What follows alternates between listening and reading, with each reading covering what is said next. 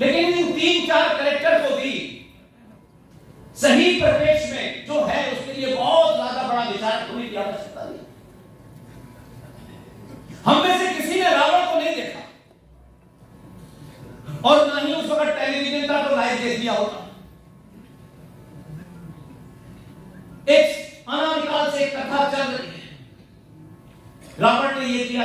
उस समय की जो सामाजिक मान्यताएं थी, परंपराएं थी, उसको तोड़ करके एक काम रावण ने किया। रावण शुद्ध ब्राह्मण था, बहुत ज्ञानी भी था, उसके ज्ञान को कोई सवाल नहीं कर सकता। लेकिन रावण का एक कृत्य 2022 के भारत में भी उसके उस एक गलत काम के चलते आज भी रावण चौराहे पे जलाया जाता है। और एक दूसरा ब्राह्मण जिसको आप परशुराम कहते हैं, परशुराम अपने कृत्य के कारण आज भी मंदिर में पूजे जाते हैं। आपको अच्छा लग सकता है, ब्राह्मणों को गाली दे सकते हैं, गाली देने में पैसे नहीं लगते, लेकिन अगर किसी से नफरत करें या किसी से प्यार करें, वो तथ्य फैक्ट पे होना चाहिए, भावनात्मक बातें नहीं होनी चाहिए। जो लोग भी ब्राह्मणों को गाली देकर के अपनी बात कहने के लिए खुश हो जाते हैं, चंद वोट पा लेते हैं, मेरा उन्हीं से सवाल है कि आप उस पैराडॉक्स को देखिए कि एक क्षत्रिय राम ने रावण के उस कृत्य के कारण उसका वध किया। रावण को हम कब से जलाने हैं, लेकिन आज तक बड़े से बड़े विद्वान ने, बड़े से बड़े प्रखात पंडित ने कभी भी उस क्षत्रिय भगवान राम के ऊपर ब्राह्मण वध का आरोप नहीं लगाया। वो ये नहीं कहता है कि राम ने ब्राह्मण वध किया था, ये नहीं कहता, रावण का वध किया ये कहता है। और आप फिर उस ब्राह्मण को जब गाली देते हैं तो उसका तीसरी परीक्षा देखिए कि वही ब्राह्मण मंदिर में बैठ करके जिस क्षत्रिय ने रावण को मारा है उस क्षत्रिय राम की पूजा करता है। फिर आप उसमें चौथा आरोप लगाते हैं कि ये भेदभाव करता है। वही ब्राह्मण मंदिर में बैठ करके वाल्मीकि की लिखी रामायण पढ़ाता है, शर्मा जी की नहीं पढ़ाता। आप इस सब के बारे में नहीं बात करेंगे। आपके शत्रुओं ने, चाहे वो विदेशी हो चाहे वो आकांता हो, आपकी इस फॉल्ट लाइन को इतना मजबूत बना दिया है कि आज आप एक दूसरे के खिलाफ खड़े हुए हैं। इसकी जो सामूहिक शक्ति है सनातनी हिंदू समाज की, उसका प्रदर्शन नहीं होता। और जो समाज अपने शत्रु से भी नहीं सीखता, फिर उसका पतन निश्चित होता है। आप जिनके बीच में है, जो निकिता और अंकिता की हत्या कर रहे हैं,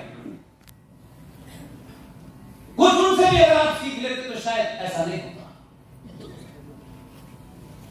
देश की सरकार चलाने में, खजाने में सबसे ज्यादा आपका कंट्रीब्यूशन, संविधान को सर पे रख के धोने में आपका कंट्रीब्यूशन, कानून व्यवस्था को बनाए रखने में आपका कंट्रीब्यूशन। लेकिन कुछ पागल 20-21 करोड़ लोग हैं जो रेगिस्तान में ऊंट की पीठ पे खड़े होकर खजूर तोड़ रहे थे। वो आपको जान दे रहे हैं, वो आपको चौराहे चौराहे करा रहे हैं, वो खुला खुला मार रहे हैं, और आप सिर्फ मूक दर्शक बने खड़े हुए हैं। भगवान राम की कहानियां सुनाई जाती, बड़े बड़े कथाकार सुनाते हैं। मैंने आपसे बड़े मॉडर्न भी हो गए कुछ, राजनीति में थे जब धक्के मार के वहां से निकाल दिए तो आजकल कथा सुना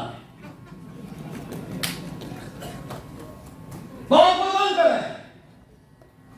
और कुछ तो कथाकारों के बारे में मैंने सुना है 4 करोड़ रुपया लेते हैं कथा सुनाने का। और उसी कथा में ये सनातन के तमाम एक एक परिवार की महिलाओं से और पुरुषों से कहा, ये मेरी और आपकी लड़ाई नहीं है,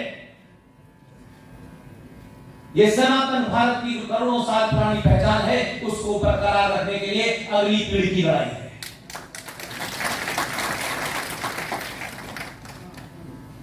हम इस जीवन में बड़े बड़े मकान, बड़ी बड़ी गाड़ियां अपने बच्चों के लिए छोड़ के जाते हैं।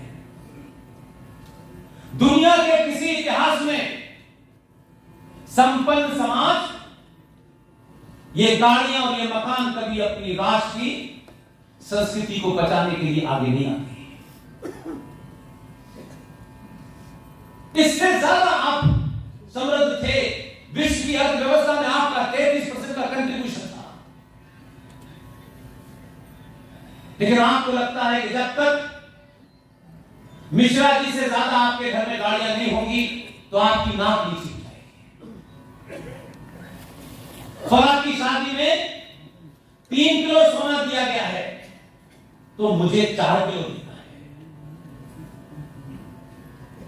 आपने विवाह जैसे संस्कार को बिजनेस में तब्दील कर दिया है। आपने उस अपनी बेटी की कीमत मार्केट में लगाई है। यह सबसे बड़ा जघन्य अपराध है। हमारी संस्कृति में माएं, बेटियां, बहनें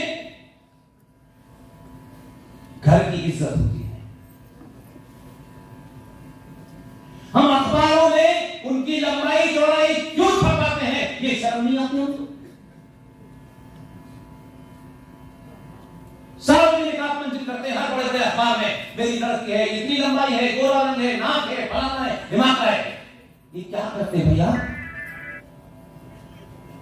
आप कहां से चले थे, कहां आ गए? जो आपके घर की इज्जत है उसको आप अखबार में छपाते हैं, उसकी लंबाई चौड़ाई। फिर उसी हिसाब से आप दूसरे को देखते हैं। और एक दिन दहेज देने के बाद भी बेटी बचती नहीं है। आप उस बेटी के लिए लड़का नहीं चुनते, माफ कीजिएगा,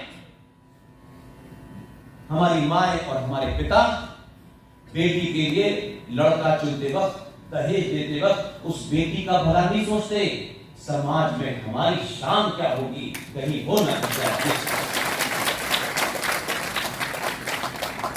किसी और समाज में संकट नहीं है। पंचर जोड़ने वाले के पास न दहेज देने के लिए है, देने के लिए। इसे सीखने के लिए किसी ने भी सीखना चाहिए। हम हर चीज जो 70 mm पर्दे पर 10 सेकंड का विज्ञापन देने के लिए 5 दिन तक अपना मेकअप कराती है, हम आजीवन वैसे ही दिखना चाहते हैं। इस ऐसे तमाम कैरेक्टर हमारे इतिहास में, हमारे बीच में हैं, हम उनको नहीं मानते। ये भारतीय सनातनी हिंदू महिलाओं के अंदर एक अजीब प्रकृति आ गई है। उन सबको लगता है कि खूबसूरती की परिभाषा तैमूर की अम्मी है।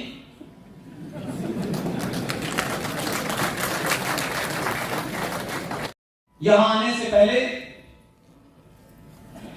कुछ घटनाएं क्यों हुई हैं, कैसे हुई हैं, इस पे नहीं जाना चाहता, लेकिन 95 करोड़ भारत का सनातनी हर घटना होती है फेसबुक पर एक प्रतिक्रिया देता है और अगली घटना का इंतजार करता है। जिंदा कौमें एक घटना होती है 100 साल में, उसे अगले 100 साल तक नहीं होने देती है।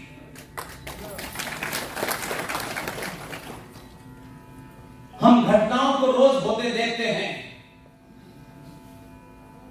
कभी निकिता तोमर को हरियाणा में सरेआम सड़क पर एक जिहादी मुसलमान गोली मार देता है क्योंकि वो उससे शादी करने के लिए तैयार नहीं होती।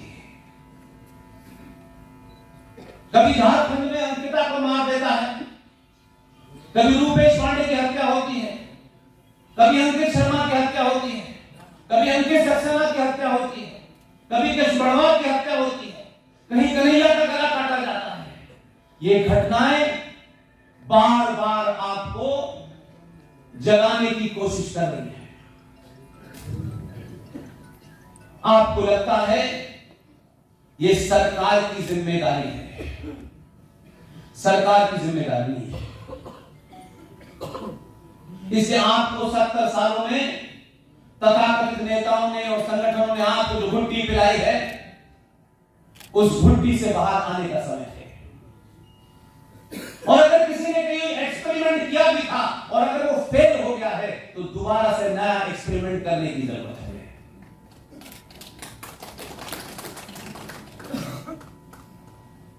उत्तर प्रदेश में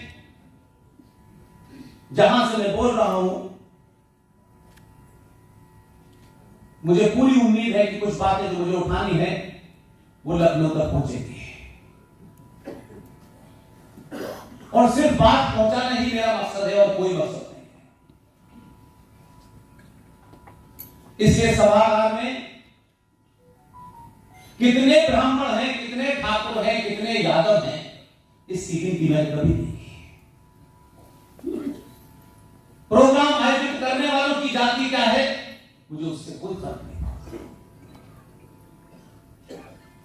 और हम अगर यह समझते हैं कि 1947 में भारत पैदा हुआ था तो हमसे बड़ा कोई मूर्ख नहीं है। लिहाजा हमने बहुत सारे कुकर्म और कुतर्क किए हैं जिसकी सजा हम भुगत रहे हैं। नहीं जानता कि समाज में बहुत विद्वान लोग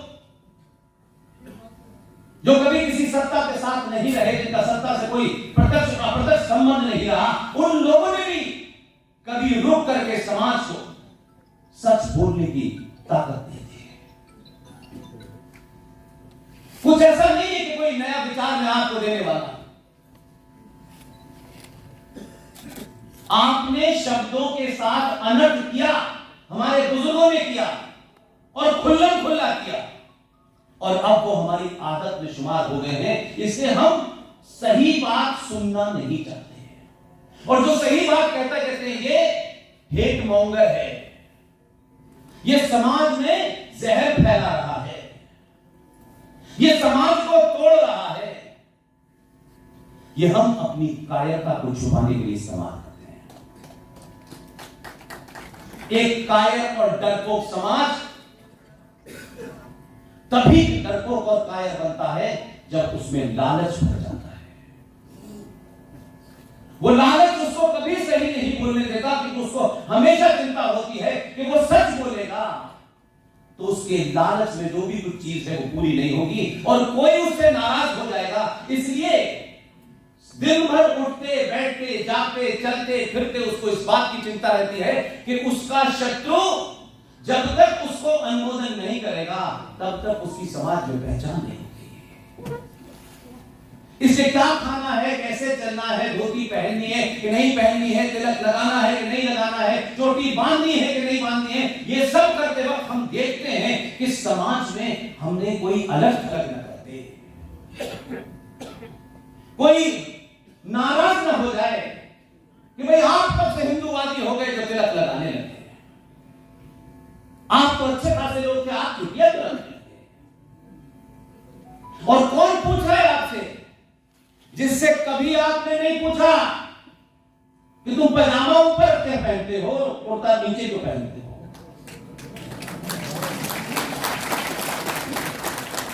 आपने नहीं पूछा क्योंकि उसने आपको मौका ही नहीं दिया। इससे अपोजिस्टिक समाज सुबह से शाम तक सफाई देता रहता है। और क्योंकि हम ना अपने अपने बारे में जानते हैं, न अपने पूर्वजों के बारे में जानते हैं। हाँ, उनकी तस्वीर लगा करके माला जरूर पहना देते हैं।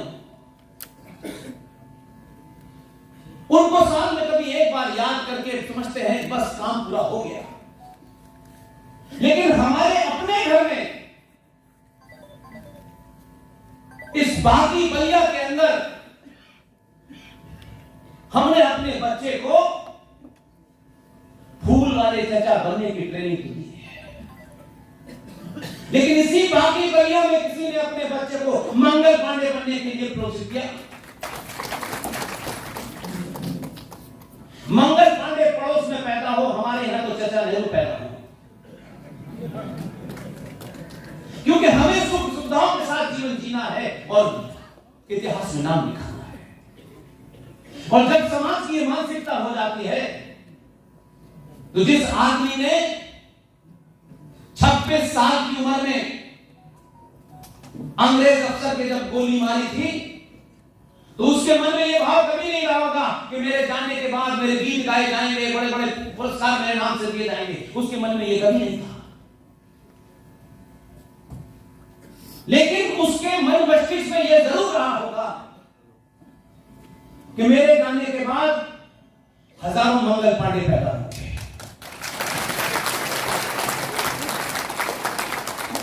लेकिन मुझे तो बहुत अफसोस है, सुबह जो लोग कुछ मिले, उन्होंने उसके घर की, उस स्मारक की स्थिति के बारे में बताया। बहुत बुरी हालत है। आप कह सकते हैं कि सरकार का काम है, वो राष्ट्र का हीरो है, सरकार का हीरो नहीं।